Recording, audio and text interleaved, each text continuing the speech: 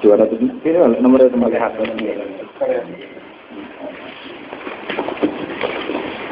Bismillahirrahmanirrahim.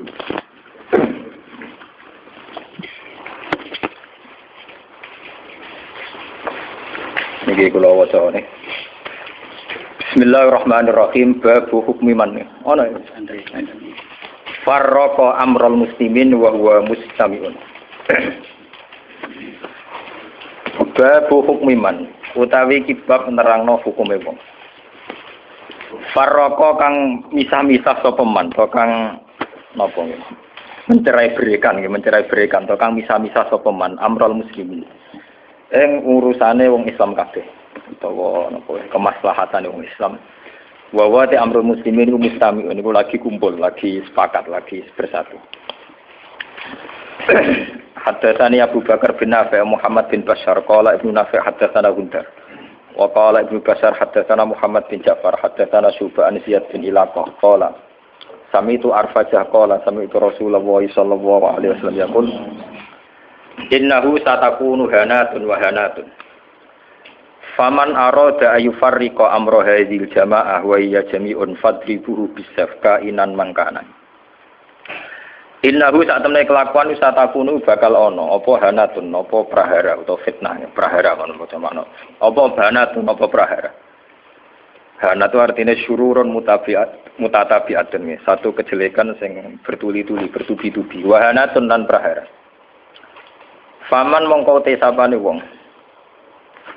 Aro dayu ngersakno sapa man, ngarepno sapa man ayu farriqa yen to misah-misah sapa man amro hadil umat ing perkarane utawa urusane ikilah umat.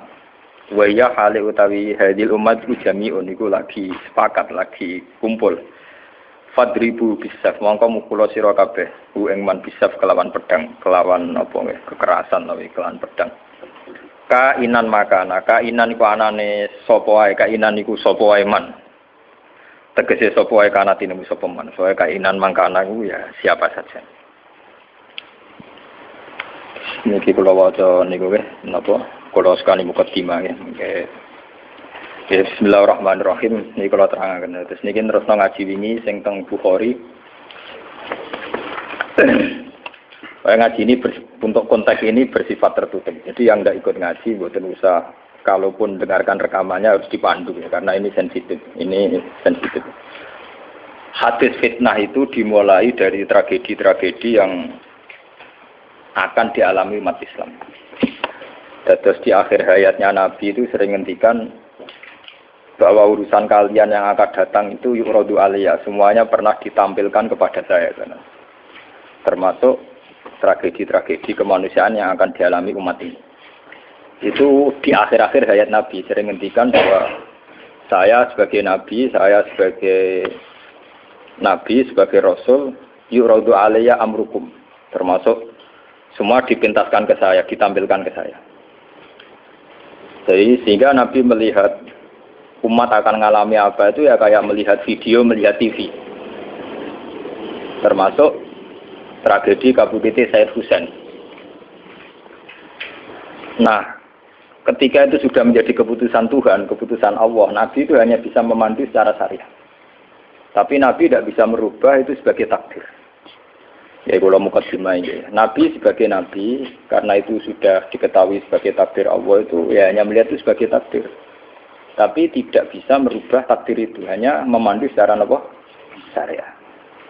Nah, panduan secara syariat itu dimulai dari misalnya sataf tariku umati salasan wasabina firqah, bahwa umatku nanti akan menjadi 73 kelompok, semuanya sesat di neraka kecuali satu. Ya Nabi hanya punya panduan satu itu siapa ya Rasulullah? Qol ma'ana alihil yawma wasabi, orang-orang yang berpegangan sunnah saya dan sunnah para sahabat. Itu banyak hadis-hadis di akhir hayatnya Nabi itu sering pesan begitu. Nah, coba tengah sini jenengan kalkulasi malih. Ini kan teng Bukhari diterangkan ketika banyak fitnah itu ngendikane Nabi ini kan dipandu talzam jama'atul muslimin. Kita harus ikut mayoritas. Ini urung ana tenan. Apapun kecewa sampeyan terhadap komunitas tertentu atau partai tertentu atau ormas tertentu, kita harus ikut mayoritas.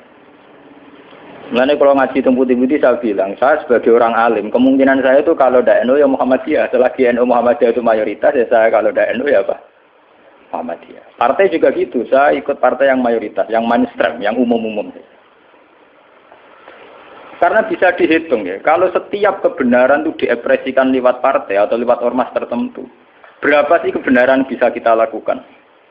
Kita tidak usah nyebut contoh ya, misalnya sampean meyakini satu kebenaran A dan B, kemudian bikin partai. Paling panter kamu sebagai manusia atau hanya bisa melakukan A dan B.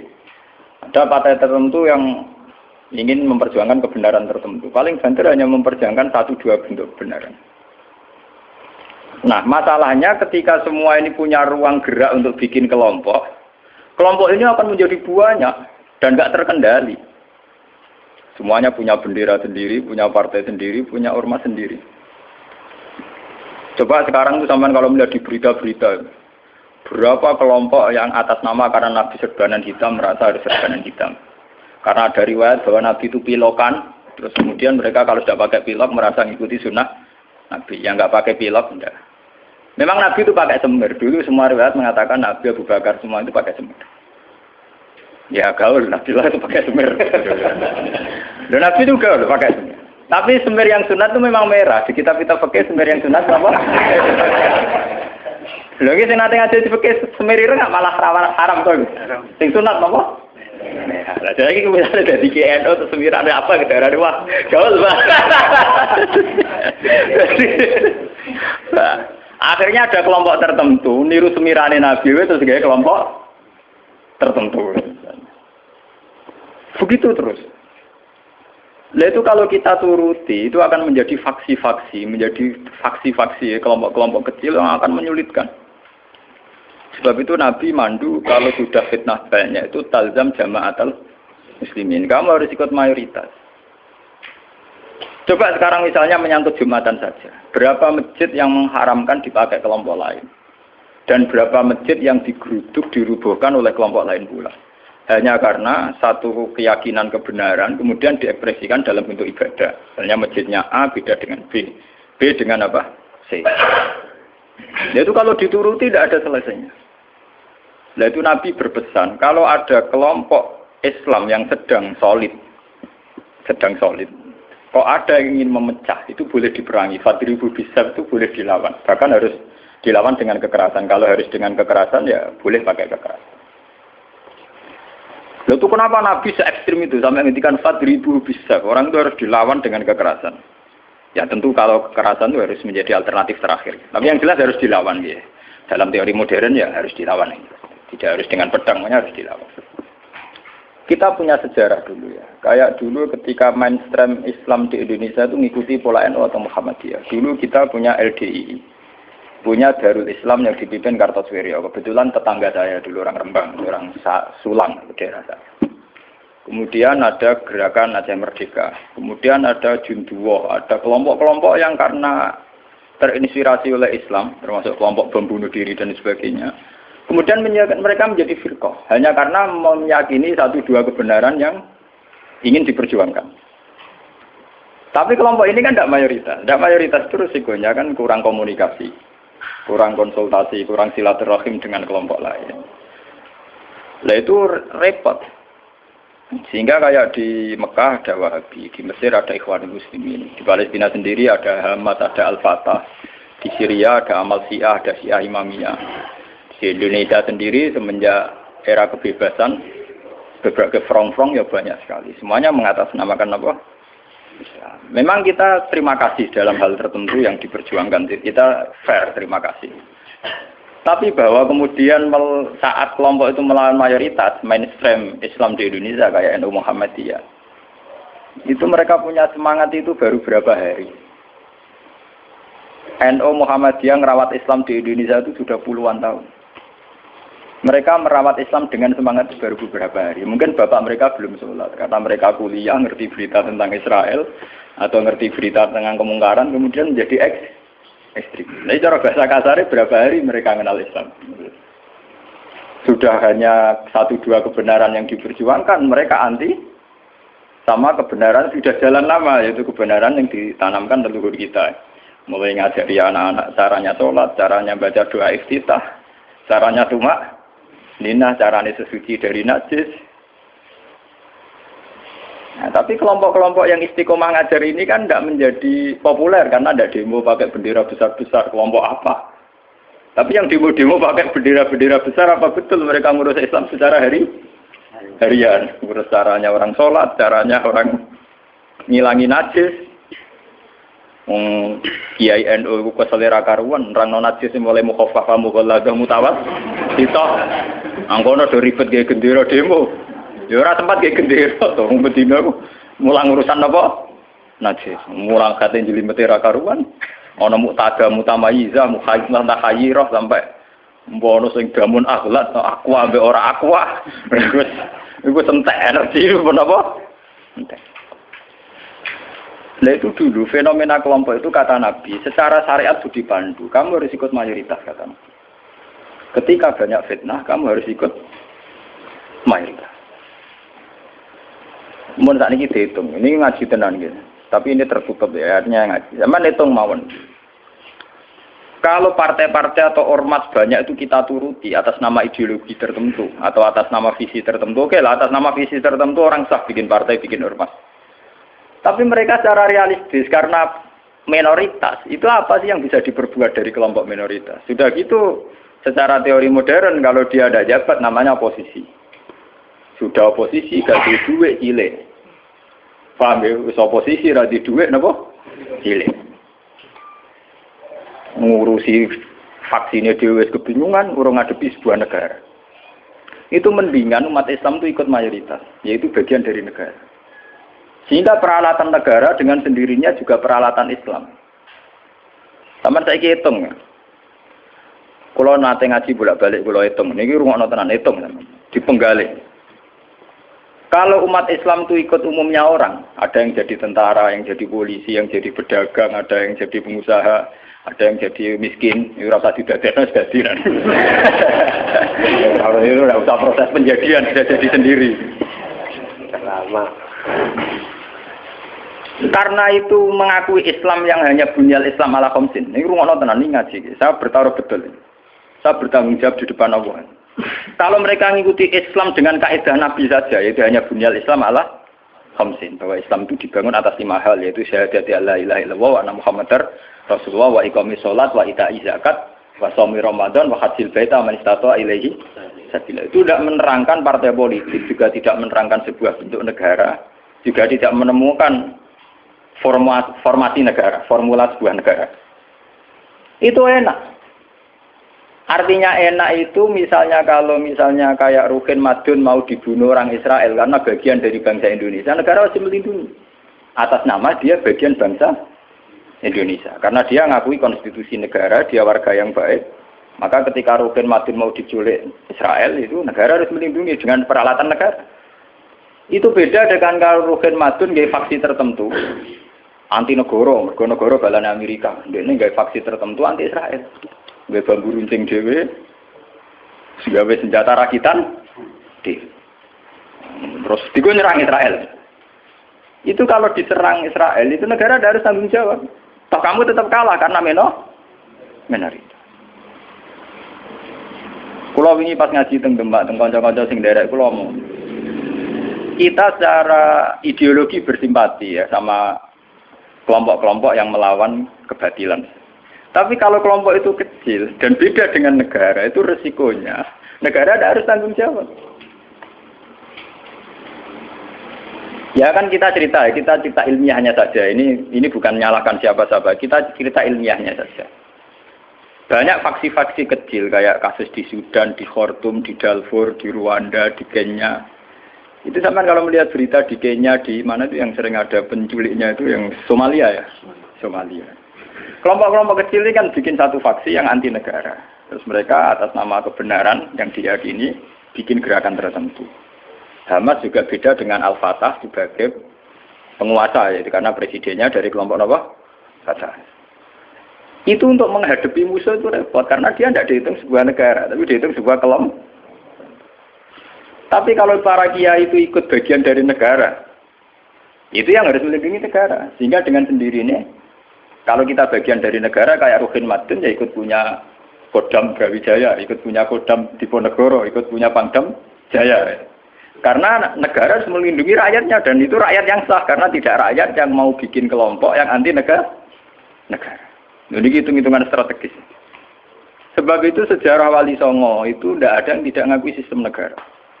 Dulu ketika Sunan Ampel itu dapat Ampel Denta itu bagian dari Majapahit. Ketika beliau ingin bikin negara juga ngakui sistem pola negara, yaitu pola negara saat itu harus dipimpin seorang raden sehingga Sunan Ampel tidak nyuruh wali-wali yang lain tapi nyuruh Sunan Raden sinten Fatah. Begitu terus zaman Basim Asari juga ikut Masumi, ngakui proses bernegara secara konstitusional sehingga Basim ya ikut Masumi saja, ikut kelompok bagian dari negara.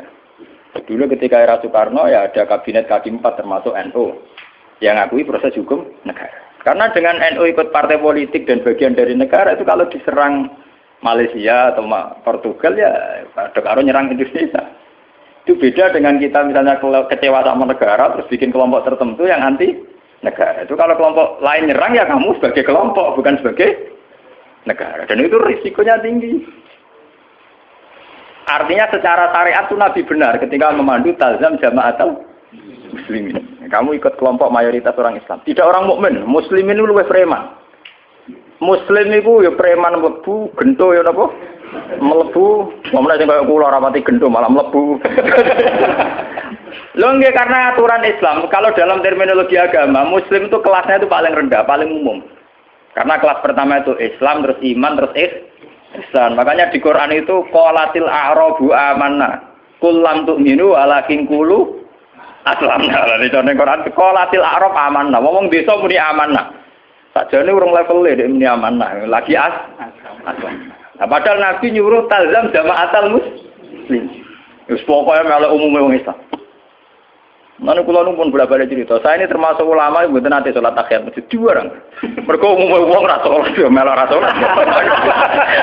Saking kula lho nggih, tapi aja tiru lho.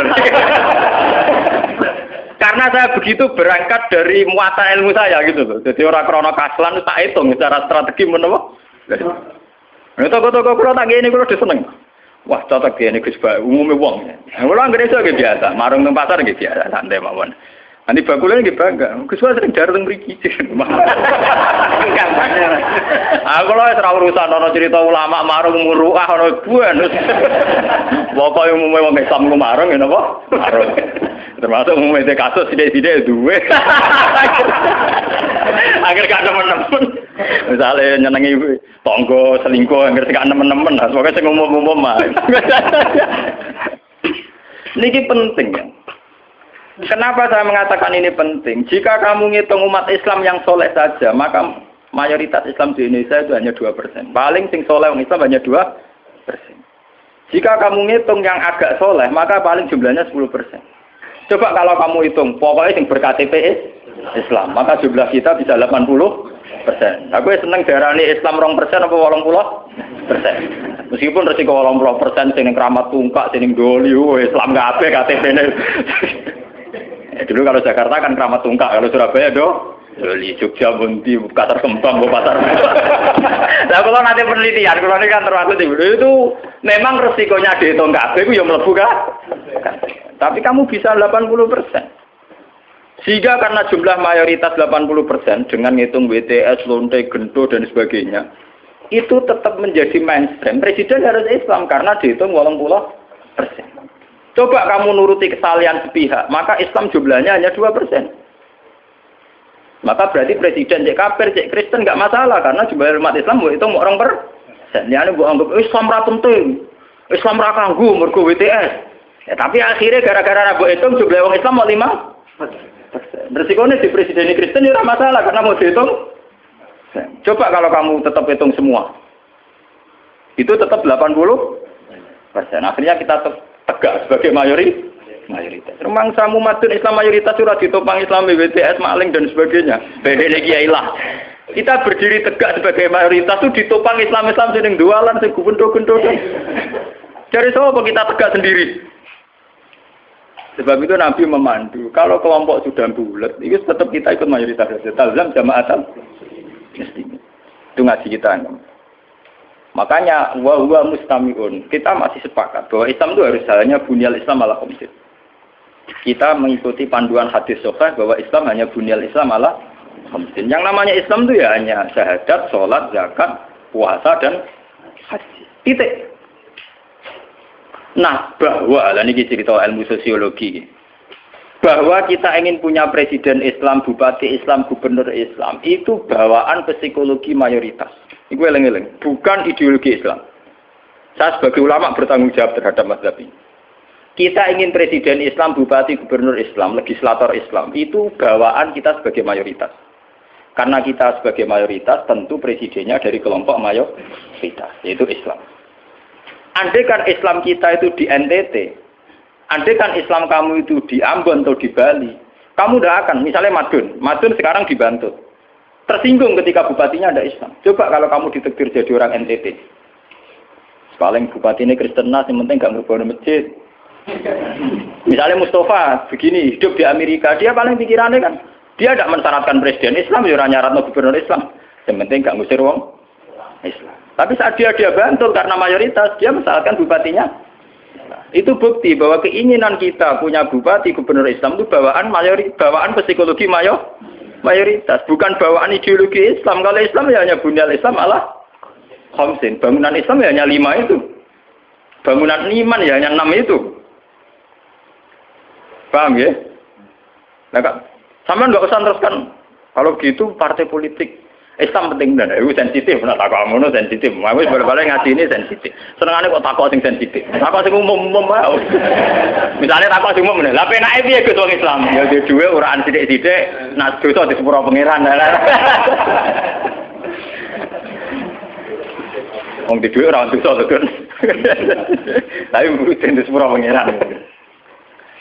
Tapi ini ngaji, ini penting ngaji. Jadi ngaji yang kemarin kan jelas ya, ketika banyak fitnah, banyak tragedi, pesannya Nabi napa talzam jamaatan. Itu dalam sebuah hadis ada yang lebih ekstrim lagi. Nabi ngendikan waman sadda finnar. Siapa yang ingin bikin kelompok sendiri, merasa benar sendiri, maka waman sadda finnar. Dia akan masuk neraka. Itu artinya pentingnya sebuah mayoritas. Karena mayoritas ini penting, kita akan ikut sesuai umumnya orang. Karena warahmati wasiat kullasya. Kalau kita ngaji secara tasawuf, ya warahmati wasiat kullasya. Kalau sering ngaji teng santri-santri, kok ada sing ngaji mek kula nganti nangis, kula critani. Kula niku ulama, kula sering numpak mobil pribadi gitu, sering ngebis gitu. Ketemu preman gitu, sering kula sering lunga dhewean, tak critani. Kita ini sebagai mukmin kan meyakini warahmati wasiat kullasya. Rahmatnya Allah itu ada di mana-mana dan lewat siapa saja. Kalau kita misalnya jadi kiai, wah sementing ngurusi santri. Sekali lunga dhewean kecelakaan. Wong sing ning dalan-dalan rata-rata wong fasik. Sing sering memberi pertolongan dini nek ana kecelakaan ning dalan-dalan ya wong ning dalan-dalan. Ora ngarah Pak Kiai. Ya ora ngarah wong pati soleh tenanan. Tapi ternyata Allah membuat orang di jalan-jalan hikmahnya banyak. Mereka adalah orang-orang yang sering melakukan pertolongan dini saat ada kecelakaan. Mereka adalah orang-orang gara-gara ning dalan-dalan ana kesasar takok alamat ditakoki. Kowe tahu di ganjaran zona alamat wong kesasar. Mergo kita ora tahu ning dalan. Tapi ternyata rahmati Allah diliwatno wong ning dalan-dalan. Kita lunga ning ndi karo alamate takok orang yang di jalan. Kita harus iman karo rahmati wasiat kullah. Rahmatnya Allah di mana-mana. Nanti kalau be ulama lagi biasa teng terminal, ketemu macam-macam gitu biasa. Cara kula nggih biasa, tak mau coba rahmati wasiat napa? Kula biasa ngono. Ya artinya ya kita harus iman. Dan saat kita meyakini mayoritas bahwa rahmatnya Allah Taala itu mayoritas, Islam juga mayoritas, kita merasa saat di pondok ya kumpul wong Islam, saat di terminal kumpul wong Islam, ning dalan kumpul wong Islam. Coba kalau kamu pakai eksklusif. Terminal gitu cabut itu fasik kabeh. Baru ngono butuh ngising itu wis wong fasik wong bayar. Mbok dalili, nulung wong kok bayar fasik. Nah, kowe malah iso ngising kan. Fasik ka Allah, penting nyediakno WC kena bengi. Di bang soleh ra di fasilitas. Fasik ka Allah. Nah, ini contoh-contoh betapa eksklusisme, satu perasaan eksklusif itu menyesatkan. Allah sendiri terbuka rahmati wasiat kulas. Lah kulas ini lebih dekat mayoritas apa minoritas? Lebih dekat teori apa? Mayoritas. Nah, makanya saat ini kita ngaji nih, bahwa panduan Nabi untuk mengikuti mayoritas itu secara syariat memang sudah benar. Dan setelah teori rasional teknis juga sudah benar. Cuma kan saya harus menyampaikan ini lewat ngaji, bahwa ini bukan akal-akalannya Gus Bah. Memang ada di kitab yang diyakini sahih, yaitu ini kitab Muslim. Muslim itu 2 kitab, yang satu paket dengan Bukhari apa? Muslim. 2 kitab yang diyakini sahih setelah kitab Bukhari. Ya, dalam keyakinan mayoritas orang Islam setelah kitab Bukhari adalah kitab Bukhari nama Muslim. Dan lewat kitab sahih ini sampean tahu bahwa panduan mengikuti mayoritas adalah panduannya Nabi. Paham ya? Panduannya sinten? Nabi. Mulane iki ngalim-ngalim Jawa juara bejoban. Umumnya wong nganggo hem nganggo hem. Ini biasa umum wong. Karena mereka tahu betul pentingnya mayoritas, pentingnya tradisi mayoritas.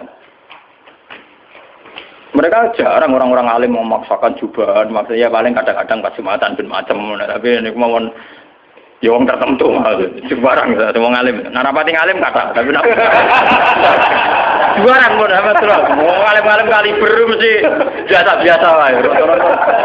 Panak. Ada terkuat ya tenang. Sing umum-umum mawon. Mohon kalau terus akan sana ini lah. Ketika kebenaran itu ternyata tidak sesuai dengan perilaku pejabat atau perilaku sebuah pemerintahan itu kayak apa? Nah ini terus babu wujubil ingkar alal umara fima yukhalifu syar'a wa tarki qitalihim ma sallallahu wa nahwi dzalik. Ini panduan bagaimana ketika kebenaran itu benturan dengan pejabat-pejabat yang korup, yang salah, dengan hukum-hukum pemerintahan yang salah itu gimana? Ini langsung kalau baca hadisnya gitu. Bahwa saat demikian kita wajib ingkar tapi tidak harus perang. Kalau waca. Haddatsana Haddab bin Khalid, haddatsana Hammam bin Yahya, haddatsana Qatadah anil Hasan, Ad-Dubbah bin Mihsan, an Ummi Salamah, anna Rasulullah sallallahu alaihi wasallam. Saat aku nu umara fa ta'rifuna wa tunkirun. Faman arafa bari'a wa man angkara salima. Walakin man radiya wa taba. Qalu afala nuqatiluhum qala la ma sallallahu. Ini panduan saat kita sebagai orang soleh ngadepi pejabat-pejabat yang nakal misalnya. Saat aku nu bakal ana sapa umara, pira-pira pemimpin, pira-pira amir, pira-pira pemimpin. Pemimpin iki iso pejabat, iso pemimpin kultural, pemimpin ormas, wae pemimpin umara jamu amir. Fatarifuna mongko kenal sira kabeh tapi watung kiruna lan ingkar sira kabeh. Kowe iso kenal tapi ya ingkar karena ya mungkin perilakune sing enggak bener. Faman arafa bari. Faman mongko te sapane wong arafa gelem kenal sapa man bari mongko bebas sapa man. Maksudnya kenal ya terus iso milah-milah mana yang baik, mana yang buruk. Waman te sapane wong angkara iku ingkar sapa man, salima mongko slamet sapa man. Kowe ra kenal bupati utawa gubernur utawa pejabat sing korup sing nakal. Iku sing ingkar selamat. Lah sing ra selamat sapa? Melane mati korupsine niku. Walakin man rodiya wa walakin man rodiya, tetapi ini sing ra selamat ya ridho cocok wa taba ya anut wah cocok pinten to. Mergo untuk bagi bagian. Satu rumah ono tuh biasa wae. Biasa wae perkara ngene. Walakin man rodiya napa? Wa taba. Lah ini antike Nabi. Beliau yaitu tadi ikut mayoritas. Nabi ditanya, "Qalu ketika kita melihat pejabat yang mungkar, yang enggak bener, afala nuqatiluhum? Ana ta ora merangi kita hum ing umar? Napa boten diperangi nawon ya Rasulullah? Kudeta mawon." Kala dawuh sapa Nabi, "La ojo." La ojo. Masallahu selagine mereka ijek salat. Ini menunjukkan bahwa ini loh, ini hadis sahih bahwa ajaran Nabi untuk melihat kemungkaran itu tidak ada yang ajarannya itu disuruh revolusi pakai kudeta itu tidak. Apalah nuqatiluhum, jawab Nabi napa? Lah, jangan. Apa tidak kita perangi ya Rasulullah? Jawab Nabi napa? Jangan. Tapi antike Nabi itu hanya punya syarat satu, lama sholat, selagi pejabat-pejabat itu masih sholat. Ini ngaji kelas tinggi, amun salah paham. Kenapa Nabi hanya minta syarat satu sholat? Bagi seorang Nabi, selagi dunia ini masih ada orang sujud kepada Allah, masih menjaga konstitusi agama yang berupa sholat, yang disembah masih Allah, itu masih normal. Mungkin pejabat itu punya kesalahan, dia korupsi, dia menggencet rakyat, dia apa. Tapi selagi dia sholat, kata Nabi itu tidak boleh revolusi. Nah itu kan menjadi misteri. Apa kira-kira alasannya Nabi kok hanya bersyarat lama sholat selagi masih sholat? Kemungkinannya dua. Kemungkinan secara teori ulama lagi. Secara teori ulama, kalau ulang lagi, ini sudah di luar teori sosiologi, teori demokrasi masalahnya. Ini harus pakai teori ulama. Kalau teori demokrasi kan kalau mayoritas protes dan sah secara pemilu ya sah dia jabat. Yang minoritas menjadi oposisi. Kalau dalam teori demokrasi kan gitu. Cuma kalau namanya teori demokrasi kan kalau satu Indonesia maling semua terus partai maling mayoritas ya yang jabat harus maling. Makanya kalau ingin BTS itu supaya legal, Indonesia jadi BTS bikin partai lonte itu kalau menang ya jabat. Karena yang dipakai demokrasi adalah suara terbanyak. Loh iya resikonya demokrasi kan suara terbanyak harus dilegalkan mimpin kan. Kalau terbanyak gendut semua ya harus. Makanya preman kemarin kalah sama jenderal kan dia kurang solid, dia harusnya orang jadi preman dulu semua. Bikin partai preman itu kalau mayoritas ya harus jabat.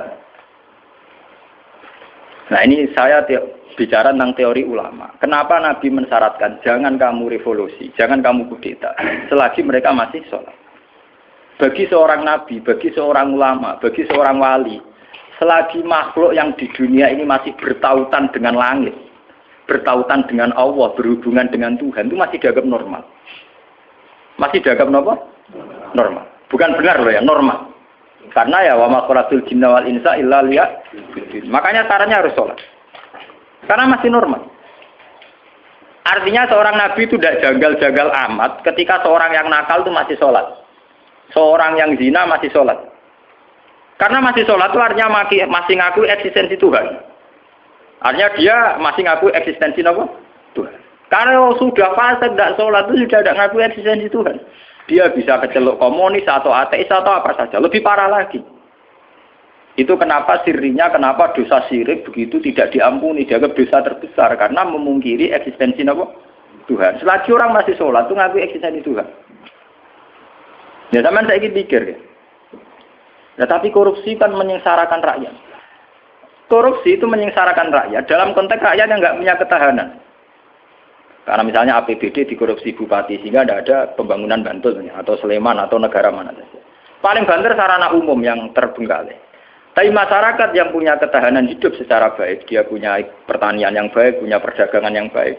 Itu pejabat korupsi hanya dia dosa saja dengan Tuhan karena rakyatnya punya ketahanan sendiri. Makanya Nabi berpesan semua kesalahan itu dimulai dari masyarakat tidak punya ketahanan. Alaikum anfusakum la yadurrukum man dhalla idza tadait. Kalau kita sudah miskin, pejabatnya korup, kita tambah miskin karena kita kayanya menggantung kebijakan negara, misalnya lewat BLT, lewat sarana umum, lewat pekerjaan massal. Tapi kalau kita sudah kaya, pejabat korupsi itu hanya salahnya dia dengan negara, tidak punya akibat ke kita karena kita sudah kuat. Jadi ya pejabat korupsi itu salah, sampai dengan salah. Tapi jangan katakan bahwa korupsi sumber segala bencana, enggak. Sumber segala bencana adalah saat individu cara hidup tidak sehat, cara berekonomi tidak sehat. Ingat itu, dalam aturan Islam kullukum ra'in, bahwa kalian pemimpin pada diri sendiri. Saat diri sendiri kita tidak kuat, dengan kesalahan orang lain kita rentan. Bahkan saat tanpa dimiskinkan, kita sudah miskin. Kata siapa kalau pemiskinan negara ini karena salahnya Orde Baru? Madun ra usah ana sing miskin, miskin dhewe. Rugen ra usah ana sing miskin, miskin. Idam Samawi ra usah dolim ning rugen wis kere. Berarti kekerean ini bukan kesalahan kebijakan pemerintah. Kesalahan SDM kita kan. Memang pemerintah ikut memperparah pejabat, tapi jangan katakan begitu. Wis kali-kali nyalahno awake dhewe kok. Kita ini tanpa dimiskinkan orang sudah tanpa didolimi orang sudah terdolimi oleh perilaku kita sendiri, oleh pilihan hidup kita sendiri. Yang orang salah sing melarat kok melarat. Nanti dari kaca kula, wah aku bar mergawe modal sak mungkin bangkrut, kowe bangkrut bar modal, aku sedurunge bangkrut. Kere ku wis bawaan. Wah, kere lateng. Nih. Artinya kira-kira kita ini adikan pejabatnya sudah hasil, itu ya tetap kere. Jadi Bupati Bantul, Cek Sleman, Cek Dia, itu orang korupsi lah, yang kere tetap Kere. Repot kabeh nyalahno sapa.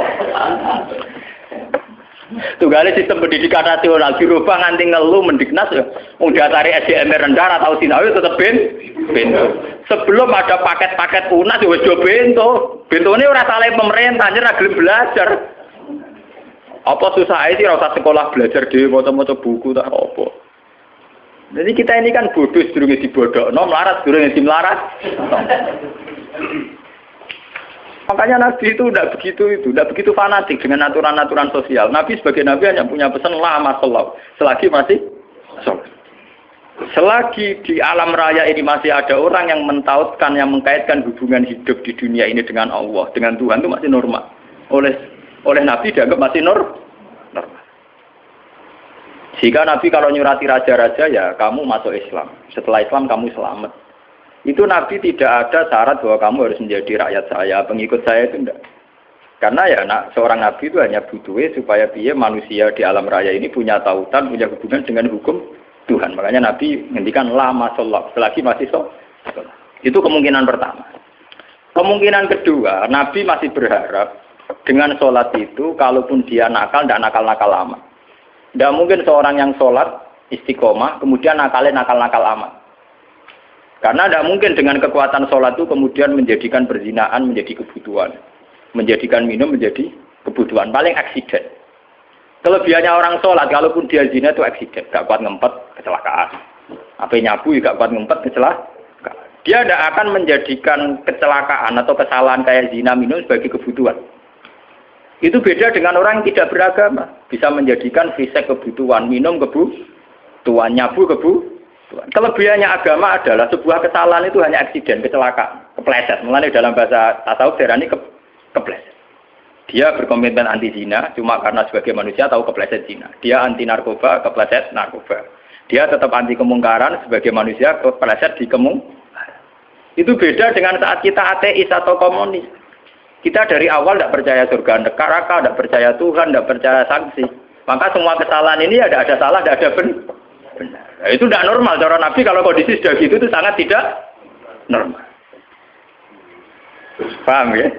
Makanya harus dibedakan kesalahan yang menjadi kebutuhan dengan kesalahan menjadi aksiden, hanya kecelakaan.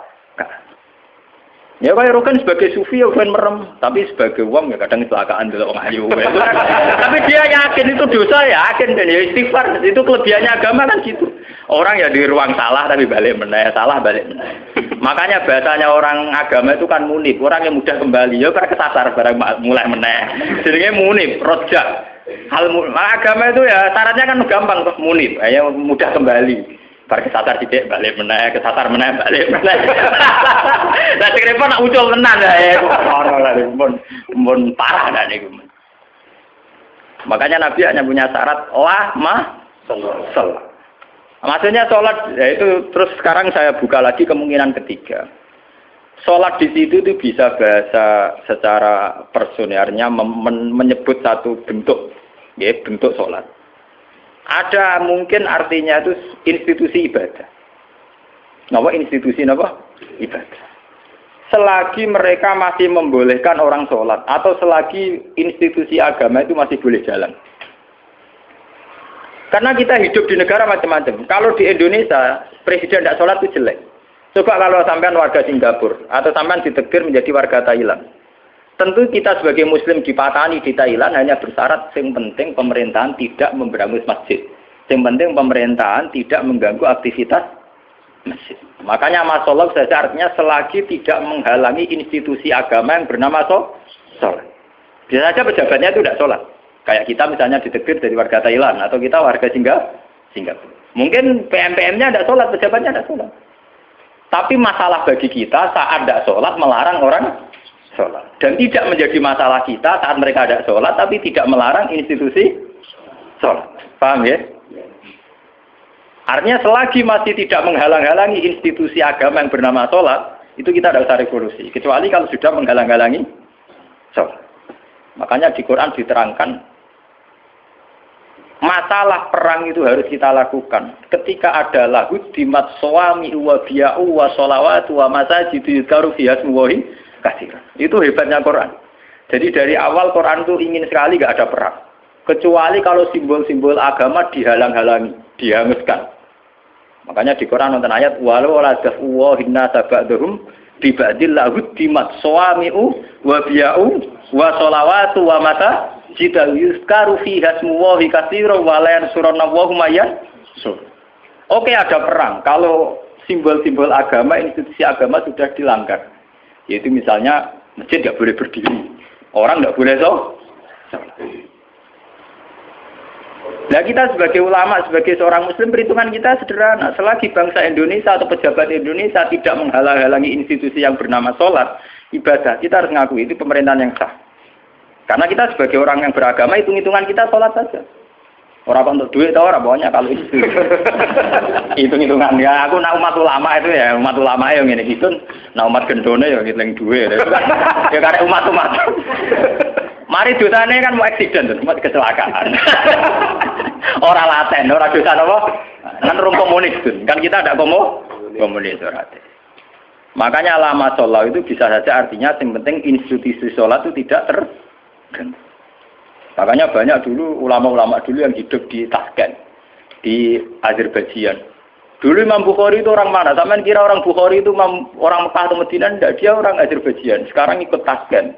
Makanya kalau kitab-kitab dulu namanya As-Samarqandi. Samarqandi itu Tashkent. Sekarang kalau tidak ikut Ukraina atau Azerbaijan, makanya kawasan sana di Bukhara. Itu dulu ya biasa saja mereka punya raja yang tidak Islam atau apa. Biasanya taruhannya saja itu baik, tidak menghalangi orang sholat. Makanya dulu Nabi ketika di Mekah ya biasa hijrah ke Habasah ke Ethiopia. Saat itu rajanya tidak Islam. Nabi mengira diperlakukan secara baik. Artinya saat Nabi beragama tidak dilarang. Ternyata di Ethiopia, di Habasah saat Nabi beragama dilarang. Artinya ukurannya itu tidak harus Islam. Tapi yang penting saat kita beragama tidak dihalang-halangi. Paham ya? Dalam tarikh kita kan begitu tuh. Makanya Nabi perhitungannya satu. Dalam kekecewaan kita terhadap pejabat, terhadap pemerintah, yang penting jangan ada kudeta, jangan ada revolusi yang berdarah-darah. Lama sholat, selagi masih ada sholat.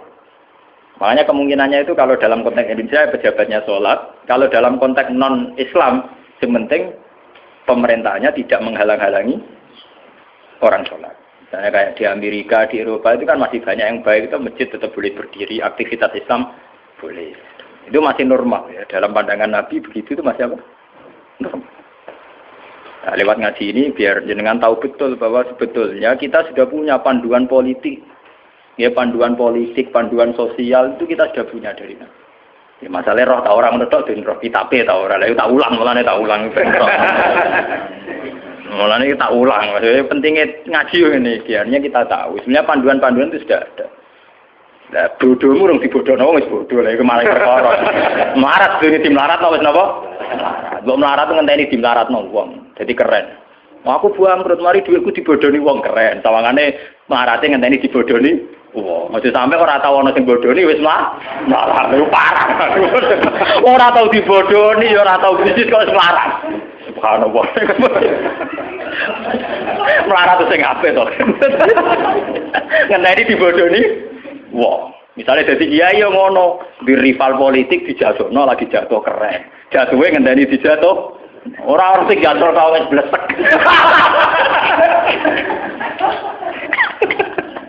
Mau ya jatuh ngendani orang sing jatuh no tau kan lumayan, tawangannya orang sing digabeng hitam.